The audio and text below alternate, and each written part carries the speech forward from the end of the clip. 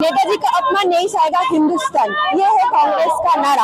आज independence day है और इंडिपेंडेंस डे के सुबह में नेताजी का जो पूरे पश्चिम बंगाल में डिसरिस्पेक्ट हो रहा है, इसके लिए आज देखिए रैली हो रहा है। सबके हाथ में तिरंगा है और सबके दिल में हिंदुस्तान है। तो ये नारा लगाते पूरे सब लोग आए हैं इंडिपेंडेंस डे मनाने के लिए। इंडिपेंडेंस डे है पश्चिम बंगाल में मनाया जा रहा है कांग्रेस की तरफ से, बट नेताजी सुभाष चंद्र बोस का डिसरेस्पेक्ट के लिए भी प्रोटेस्ट चल रहा है लगातार पश्चिम बंगाल में। तो आइए प्रेसिडेंट से बात करते हैं, क्या मानना है ये इंडिपेंडेंस डे में, क्या स्टेटमेंट है उनका, जानते हैं।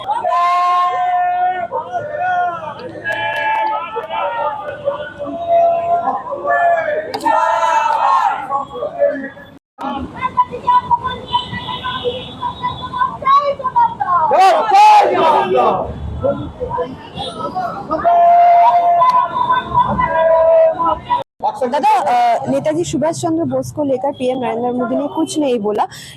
जो सुभाष चंद्र बोस फ्रीडम फाइटिंग के लिए लड़ाई किए थे, यूथ के बारे में उन्होंने बोला, जॉब रिसोर्स के बारे में बोला इस देश का।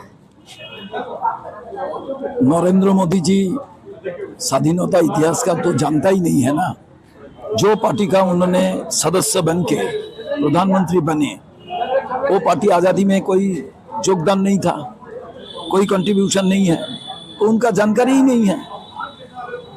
चुनाव जीतने के लिए कभी नेताजी का टोपी पहन लेते हैं, स्टैचू लगा लेते हैं।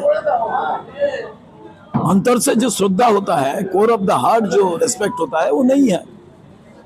उन्हें नेताजी का खुद उनका लिखने वाला एक तरुण का सपना बोल के किताब है, पढ़ा नहीं है। मैं उनको एडवाइस करूंगा, तरुण का सपना पढ़ लीजिए, तब जेन अल्फा को आप संभाल सकते हो, नहीं तो नहीं सकते।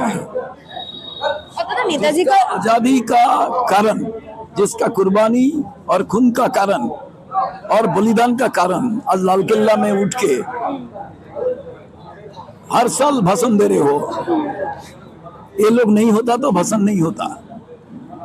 क्यों आप जो सावरकर और गांधी जी को हत्या करने वाला घर से, इनका खून तो आपका शरीर में है ना, तो आप कैसे पता चलेगा क्या करना है क्या नहीं करना है।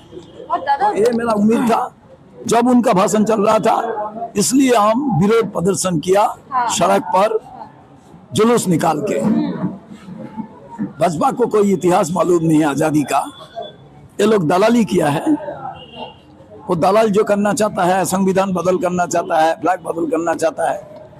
उनका एक सांबादिक तो बोला 14 साल में देश में आजादी हुआ, 2014 में आजादी आया। तो ये जो अनपढ़ आदमी को क्या बोल सकता है। आज पीएम मोदी का जो स्पीच था, उनमें उन्होंने बोला, I want to tell you the youth of the country, come forward with your dreams, we will ensure there is no shortage of resource. क्या कहना चाहेंगे, जहां पर नीट पेपर लीक हो रहा है, उन्होंने बता रहा है कि रिसोर्स के बारे में। फर्स्ट ऑफ ऑल, नीट जो पेपर लीक हुआ है ना, पहली बार नहीं हुआ है। उनका मोदी जी का टेन्योर में पहली बार भी हो चुका था। तो मेरा एक ही पॉइंट इधर बोलना है कि हमारे प्रेसिडेंट, हमारे प्राइम मिनिस्टर साहब आज 1 साल से प्राइम मिनिस्टर नहीं है, 3 महीने से प्राइम मिनिस्टर नहीं है। 12.5 साल के ऊपर उन्होंने आज देश को चलाने का जो दाय उनको मिला है, वो तो 2 करोड़ नौकरियां यूथ को देने के लिए 2014 साल से बोल के आए हैं।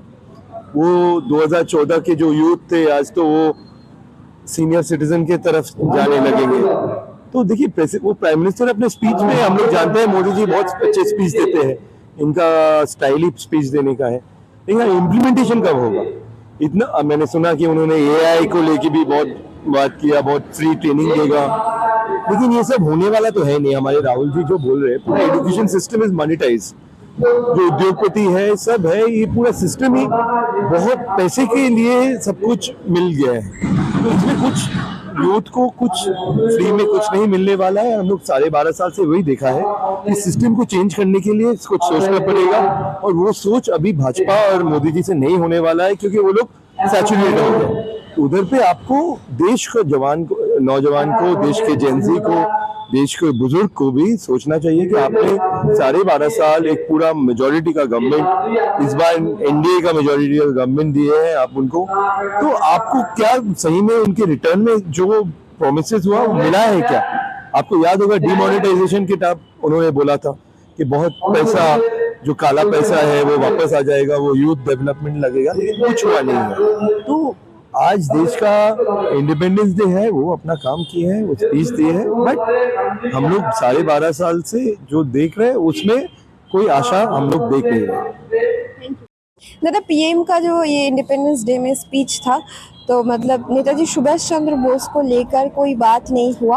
आप लोगों का एक ही मांग था, नेताजी सुभाष चंद्र बोस का जो डिसरिस्पेक्ट हुआ वेस्ट बंगाल में, उसके लिए पीएम मोदी कुछ कहे, बट कुछ भी नहीं कहा। क्या बताएंगे? देखिए, सबसे पहले ये सरकार तो मनुवादी सरकार है। भाजपा ने कभी भी मनुवादी छोड़ के कोई काम किया? क्योंकि नेताजी सुभाष चंद्र बोस सिर्फ इंडिया का मैटर नहीं है, ये वर्ल्ड का मैटर है, वो वर्ल्ड का हीरो है। तो उसको लेके भाजपा का जो एमपी राज्यसभा का जो महाराज बोलता है अपना को, तो उन्हें जिस बुरा तरीका से उनको अपमान किया, इसलिए हम लोग ने डिमांड किया था जे भाजपा का तरफ से, क्योंकि वो खुद भाजपा का राज्यसभा का एमपी है, भाजपा का पार्टी का, तो खुद पीएम मोदी को और प्रधान स्वराष्ट्र मंत्री अमित शाह जी को माफी मांगना चाहिए, कुछ तो बोलना चाहिए। ये जो काम हो रहा है मनुवादी काम हो रहा है, जो हमारा नेता राहुल गांधी जी ने हर बात में बोलता है संविधान को खत्म करने का कोशिश चल रहा है। आज भी लाल किला से जो बात स्पीच दे रहा है पीएम मोदी, उससे साबित हो गया जे ये सरकार भाजपा पार्टी पूरा मनुवादी का काम कर रहा है, खत्म कर रहा है संविधान को। স্বাধীনতা দিবসের 80 বছরেও নেতাজি সুভাষচন্দ্র বসুর সম্মান নিয়ে এই বাংলায় লড়াই করতে হচ্ছে কংগ্রেসকে, কেন?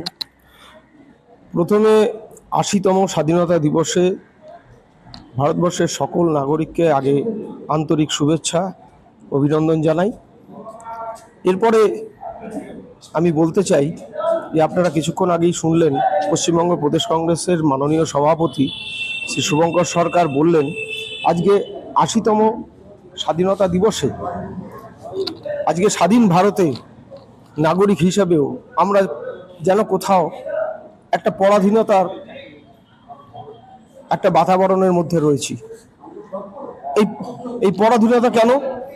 আজকে বাংলায় পালা বদলের সাথে সাথে ডাবল ইঞ্জিন সরকার বিজেপি একটা প্রতিহিংসামূলক রাজনীতি বাংলার বুকে তথা ভারতবর্ষের বুকে চালানোর চেষ্টা করছে, হিন্দু মুসলিম ভেদাভেদ। এছাড়াও আপনারা জানেন যে বিজেপি সাংসদ আমাদের নেতাজি সুভাষচন্দ্র বসুকে নিয়ে যে ধরনের অশালীন মন্তব্য করে চলেছেন, এটা আমাদের বাঙালি সেন্টিমেন্টকে ভীষণভাবে আঘাত করেছে। আমরা জানি, আমাদের ছোট থেকেই আমরা দেখে এসেছি নেতাজি সুভাষচন্দ্র বোস আমাদের বাঙালির মননে সবসময় উনি থাকবেন। উনি একজন অন্যতম স্বাধীনতা সংগ্রামী, ভারতবর্ষের স্বাধীনতার তার হাত ধরেও মানে তার ভূমিকাও খুব একটা কম ছিল না। কিন্তু আজকে যেভাবে বিজেপির নেতারা, সাংসদ যেভাবে এই বাঙালির সেন্টিমেন্টকে আঘাত করছে নেতাজি সুভাষচন্দ্র বসুর নামে অকথা কুকথা বলে, আজকে আমরা আশা করেছিলাম যে ভারতবর্ষের প্রধানমন্ত্রী মাননীয় নরেন্দ্র মোদী আজকে তার বার্তায় তার পারিষদের যে ভুল তথ্য, এটা নিয়ে উনি দেশবাসীর কাছে ক্ষমা চাইবেন। কিন্তু এটা আমাদের দুর্ভাগ্য যে উনি এই বিষয়ে কোনো উল্লেখই করলেন না। আজকে আমাদের এই নিয়ে আপনারা দেখেছেন, গেলকাল আমরা নেতাজি ভবনে পশ্চিমবঙ্গ প্রদেশ কংগ্রেস সভাপতি মাননীয় শুভঙ্কর সরকারের নেতৃত্বে আমরা নেতাজি ভবনের সামনে নেতাজিকে সম্মান জানিয়ে আমরা এই বিজেপি নেতার যে অশালীন মন্তব্যের প্রতিবাদে আমরা অনশনে বসেছিলাম। এবং বিজেপি শাসিত রাজ্যের পুলিশ প্রশাসন আমাদের এই শান্তিপূর্ণ অবস্থানকে ভণ্ডুল করে দেওয়ার জন্য আমাদের প্রদেশ কংগ্রেস সভাপতি সহ আরও কংগ্রেস কর্মীদের, আরও নেতাদের কালকে গ্রেপ্তার করে। কিন্তু আমি এটা বলতে চাই যে একটা প্রশাসন সেটা তারা এই গ্রেপ্তারের মধ্যে দিয়ে কিন্তু কংগ্রেসের আন্দোলন থেমে থাকবে না। আমরা সবসময় বাঙালির যারা সেন্টিমেন্টকে আঘাত করবে, আমরা কিন্তু জাতীয় কংগ্রেস হিসাবে রাজপথে তার প্রতিবাদে সামিল হব, এটাই বলতে চাই।